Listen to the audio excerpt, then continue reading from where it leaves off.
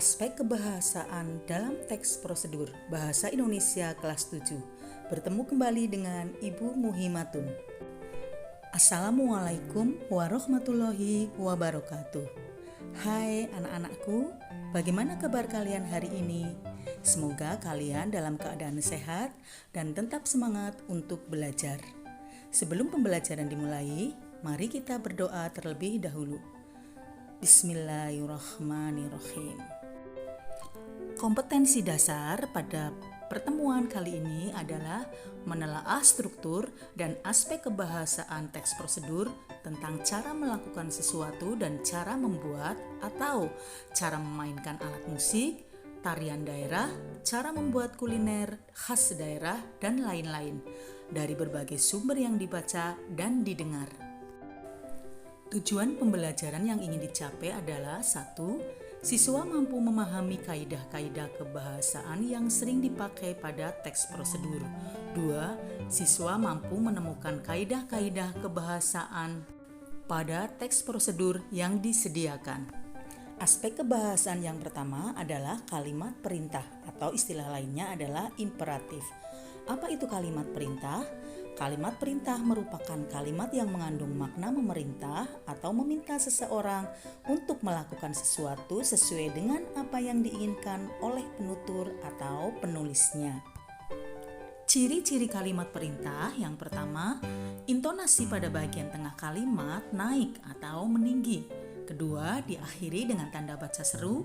Ketiga, kalimat perintah biasanya menggunakan pola inversi. Yang keempat, biasanya menggunakan partikel lah ataupun kan. Contoh kalimat perintah, cucilah tangan dengan sabun. Kalian perhatikan intonasinya itu di tengah sedikit naik ya atau meninggi. Kemudian yang kedua diakhiri dengan tanda baca seru. Kalian perhatikan di situ ada tanda baca seru.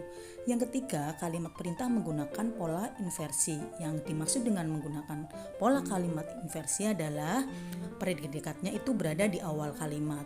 Umumnya kalimat itu susunannya adalah subjek, predikat, objek.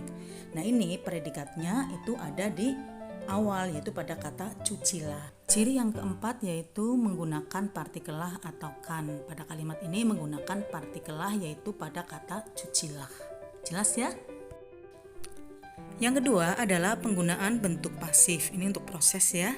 Maksudnya adalah instruksi atau panduan dapat diberikan dalam bentuk pasif jika kita ingin berbicara tentang proses, yaitu bagaimana sesuatu dibuat atau dilaksanakan, bukan tentang bagaimana membuat atau melakukan sesuatu.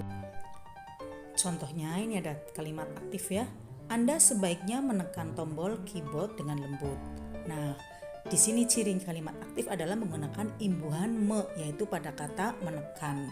Sedangkan menjadi proses pasif, kalimatnya berubah menjadi tombol keyboard sebaiknya ditekan dengan lembut. Jadi kata menekan dirubah menjadi ditekan. Aspek kebahasan yang ketiga adalah penggunaan kriteria atau batasan.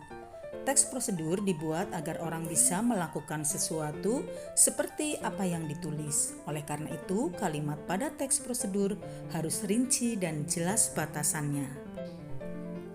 Contoh tanpa batasan, angkat kaki kanan.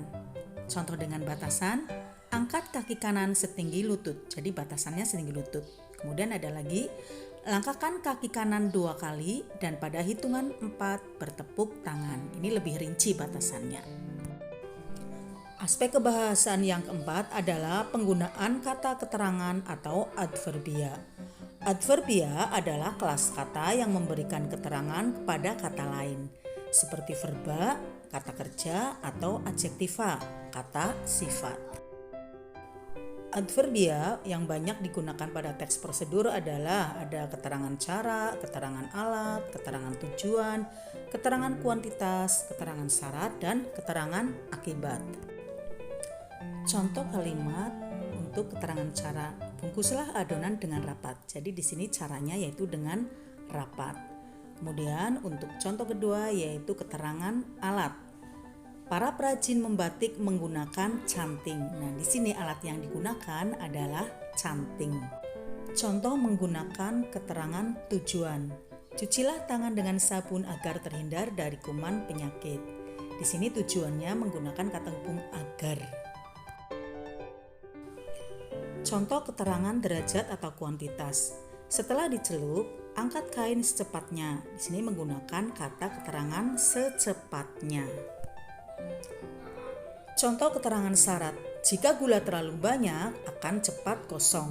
Pada kalimat ini menggunakan kata keterangan jika.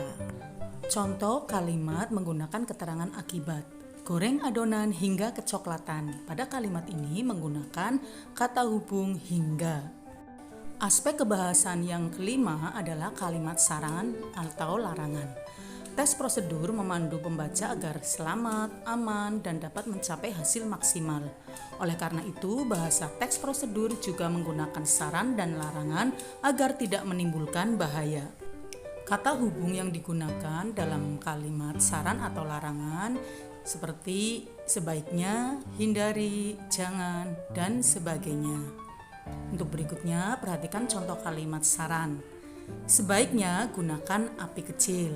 Contoh kalimat larangan, jangan terlalu lama mengaduknya agar adonan tidak rusak.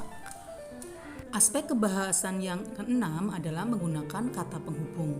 Langkah dalam panduan dapat dihubungkan dengan kata hubung, kemudian, sekarang, berikutnya, setelah ini. Contoh kalimat, bersihkan sepatu dengan lap basah dan keringkan, kemudian semir dengan menggunakan kain tersebut.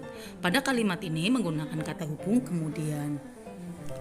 Aspek kebahasaan yang terakhir adalah menggunakan akhiran i dan akhiran kan. Contoh kalimat, lumuri loyang dengan mentega. Lumurkan mentega pada loyang. Jadi di sini jelas sekali menggunakan akhiran i dan kan. Itu menunjukkan perintah. Demikian pembahasan tentang aspek-aspek kebahasaan teks prosedur. Semoga bermanfaat buat kalian. Tetap semangat belajar. Akhirul kalam. Wassalamualaikum warahmatullahi wabarakatuh.